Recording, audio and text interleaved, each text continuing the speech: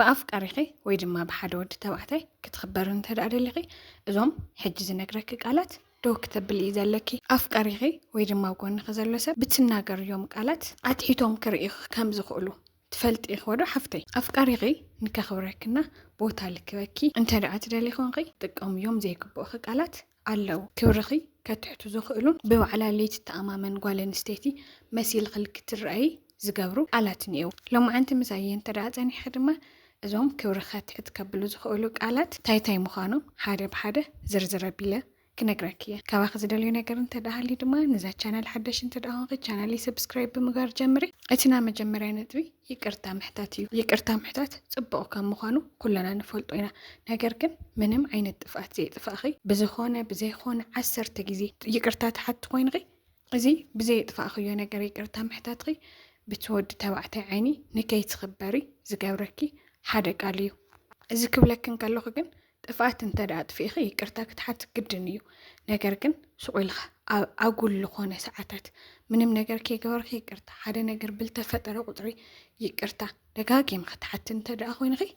زي حدا كنقك زخل قال سلالخونه يقرتا معاز ابي بوتا كتقاملو كم تخلي كتفلطو يلكي اتي خلاينت دما ችግር ያውሊ ልብል ቃል እዩ እዚ ችግር ያውሊ ልብል ቃል መብዛሕተና እንጥቀመሉ ነገር እዩ ነገር ግን ናኸፈኪ ችግር እንዳሃለው እንዳፈለጥኺ ደስ ለይበለክ ነገር እንዳገበረና ራኺ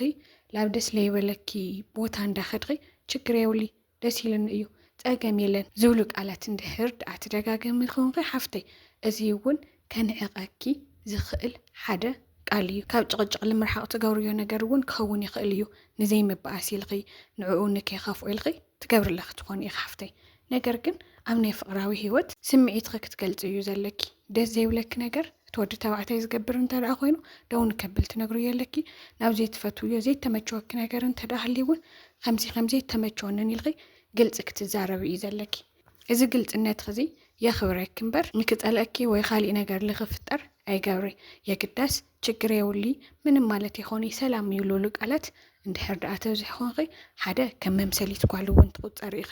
ምክንያቱ እቲ ዝኸፍአክ ነገር ኣብ ገጽክ እንዳተነበበ ችግር يولي ማልኺ ببعلخ كم زيت التأمامني يختار إزلخي ناي بعلخ دليتات والسانيتات ون كتوسن كم زيت خلون تريو لخ مالتيو سلاز حفتي شكري ولي من مالتي خوني لولوك قالت معاز كم تقوم يوم زياتمون كتفلت لكي شكر انت داهليو اتفقراو هيوتكم بقلت تناغاكيرهم كتفتحوا يزلكم زي متشواكي شكر زلو مخانو كتنغريون كلغي نقص علون تاي دس يبلا تاي زحقوسات تاي زيت دليون نكفلت يختحقز يلخ نزتود تبعتي مو ችግር እንዳሃለው ደስ ይበለክ እንዳሃለው ችግር يولي ልብል ቃል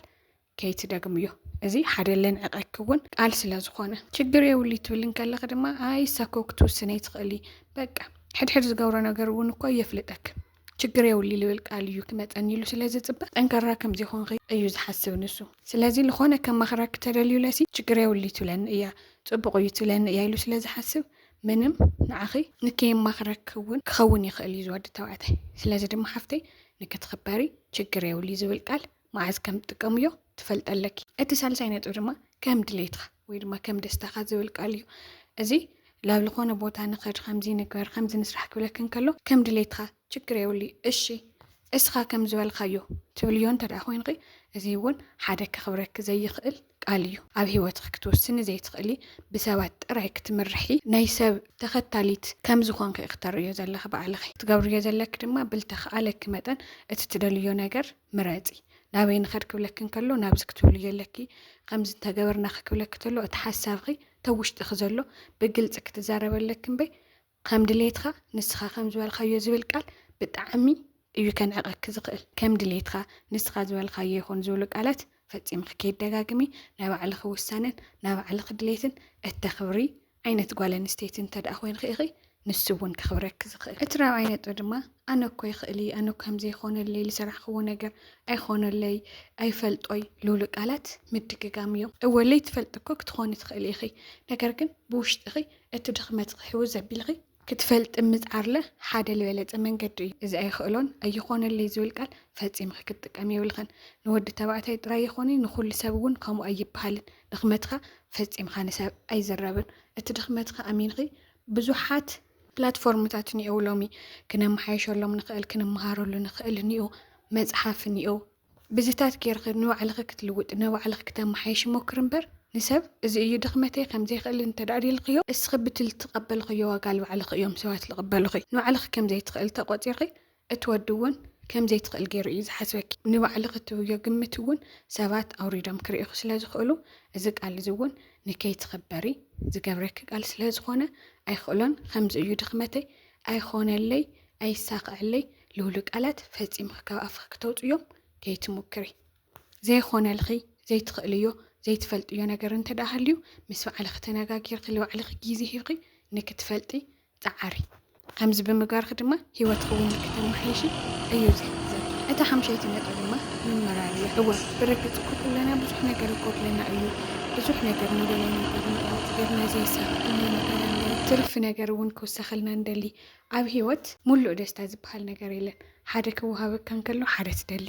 ሓደ ክጎድለካ እንከሎ ሓደ ይውሰኸካ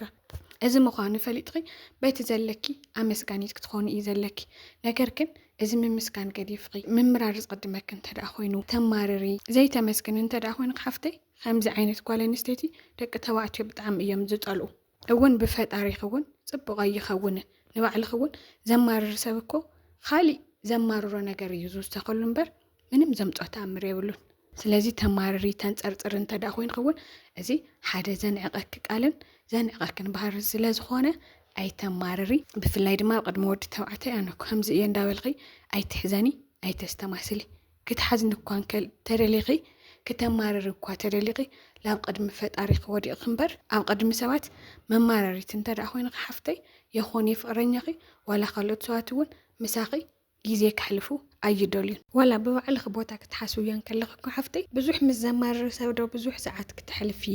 ግዜ ክሂብክ ክትጫወቲ ክትዝናነይ ትመርፂ ወይስ ምስቱ ለመስግን ሰብ ምስቱ ለመስግን ሰብ ኢና ክንፀንሕ ንደሊ እኮ